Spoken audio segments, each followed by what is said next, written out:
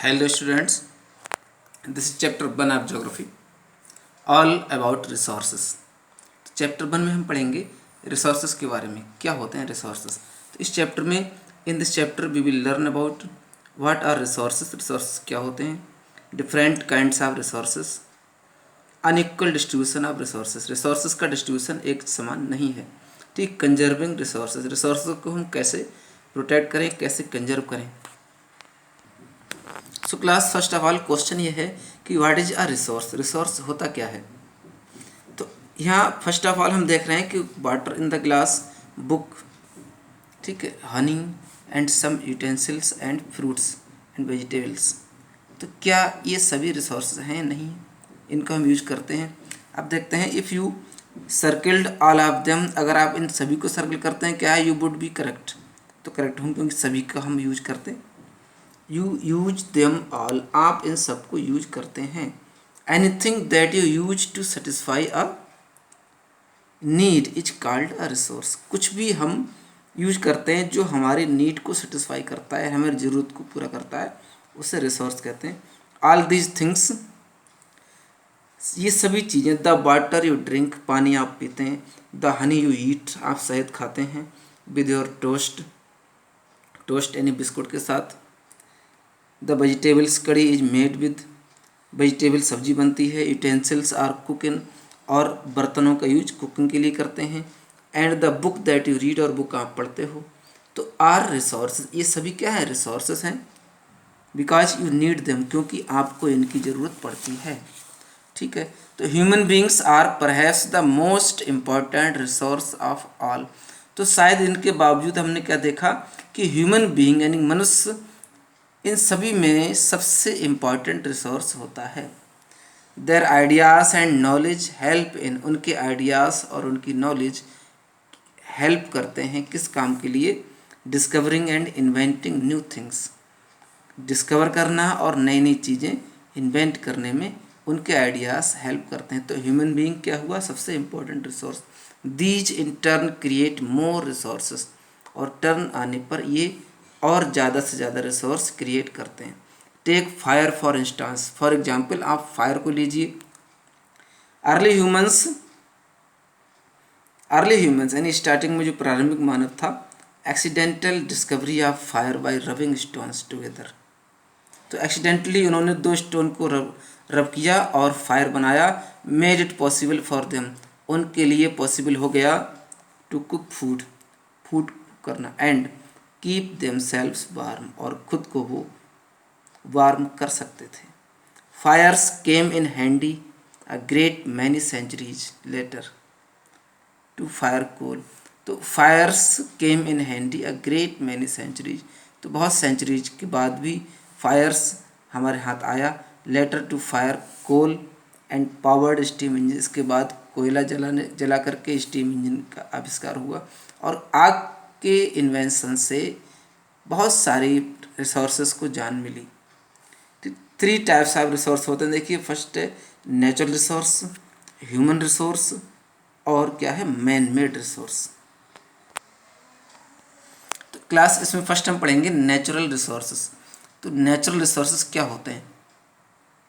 These are resources that we get from our environment, ये वो resources होते हैं जिनको हम अपने इन्वायरमेंट से गेट करते हैं, हमारे इन्वायरमेंट से हमें मिलते हैं। There are many ways of classifying natural resources, natural resources को क्लासीफाई करने के बहुत से तरीके हैं। Natural resources can be classified as, तो ये किस तरह क्लासीफाई हो सकते हैं, जैसे नॉन रिन्यूएबल एंड रिन्यूएबल, दो तरह के रिसोर्सेज हैं। फर्स्ट वन नॉन रिन्यूएबल और दूसरा रिन्यूएबल। तो नॉन रिन्यूएबल क्या क्या आता है, that those that have taken millennia to form, इसको बनाने में, नॉन रिन्यूएबल को बनाने में मिलियंस ऑफ ईयर्स लग जाते हैं। Since there rate of formation is slow, क्योंकि उनका फॉर्मेशन, उनके बनने का रेट बहुत स्लो होता है। दे कैन नॉट बी रिप्लेनिस्ड, और ये रिप्लेनिस्ड नहीं हो सकते। रिप्लेनिस्ड मीन्स क्या होता है, रिप्लेस हो जाना, रिसाइकिल हो जाना। वंस दे आर डिप्लेटेड, तो एक बार अगर वो डिप्लेट हो जाते हैं, खाली हो जाते हैं, तो ये रिप्लेनिश नहीं हो सकते। Coal, petroleum and natural gas are non renewable resources, ये कोयला, पेट्रोलियम और नेचुरल गैस क्या है, नॉन रिन्यूएबल रिसोर्सेज हैं। Renewable resources on the other hand, तो दूसरी तरफ रिन्यूएबल रिसोर्सेज क्या हैं, कैन बी रिप्लेनिश्ड, जिनको हम रिप्लेनिश कर सकते हैं। Although some can take longer than others to get renewed, कुछ दूसरों से ज़्यादा टाइम ले सकते हैं रिन्यू होने में। Sunlight, air and wind are also called perpetual resources. तो सनलाइट, विंड को हम क्या कहते हैं, परपेचुअल, यानी कि सतत संसाधन, यानी कंटिन्यूस बने रहते हैं, वो कभी फिनिश नहीं होते। As they are available continuously, क्योंकि ये कंटिन्यूसली अवेलेबल होते हैं। कौन से, देखिए सनलाइट, एयर और विंड। अदर्स लाइक, दूसरे resources water, crops, forest and fishery take time to get replenished, इन्हें रिप्लेनिश होने में टाइम लगता है। Natural resources can also be classified on the basis of their, अब नेचुरल रिसोर्सेज को origin base पर biotic और अबायोटिक में भी क्लासीफाई किया गया है। अबायोटिक रिसोर्सेज इंक्लूड, जिसमें देखिए क्या क्या शामिल है, ऑल नॉन लिविंग थिंग्स, सभी non living things such as air, water, land and minerals like diamond, gold, copper, ये सब क्या है, देखिए नॉन लिविंग है।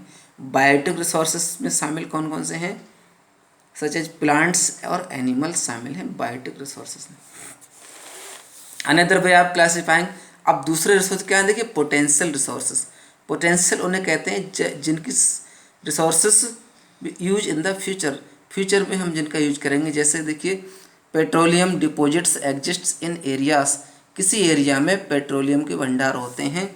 दैट हैव सेडिमेंट्री रॉक्स, जहाँ सेडिमेंट्री चट्टानें होती हैं। But until they are found, लेकिन अभी भी उनको फाउंड किया जाना है, ड्रिल्ड आउट, ड्रिल किया जाना है, पुट। तो ऐसे रिसोर्सेस जो भरपूर हमारे अर्थ में भरे पड़े हैं, लेकिन उनको यूटिलाइज करने की ज़रूरत है। नेक्स्ट आता है देखिए एक्चुअल रिसोर्सेस।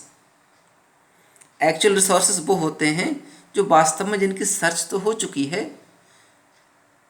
ठीक है, सर्वे किया जा चुका है, उनकी क्वालिटी और क्वांटिटी डिटरमाइन हो चुकी है, और प्रेजेंट में जिनका यूज किया जा रहा है। जैसे active drilling at the Mumbai high oil field, तो मुंबई हाई ऑयल फील्ड में तेल की ड्रिलिंग होती है, तो जिनका यूज कंटिन्यू हम कर रहे हैं वो क्या है, actual.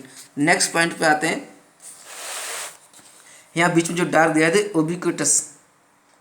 Lastly natural resources can be classified on the base of the distribution, तो डिस्ट्रीब्यूशन बेस पर नेचुरल रिसोर्सेज को क्लासीफाई किया गया। दे कैन बी, वो हो सकते हैं उबिक्विटस, यानी कि प्रेजेंट ऑल अराउंड अस, जैसे एयर हमारे चारों ओर प्रेजेंट है, उसे यूबिक्विटस कहते हैं।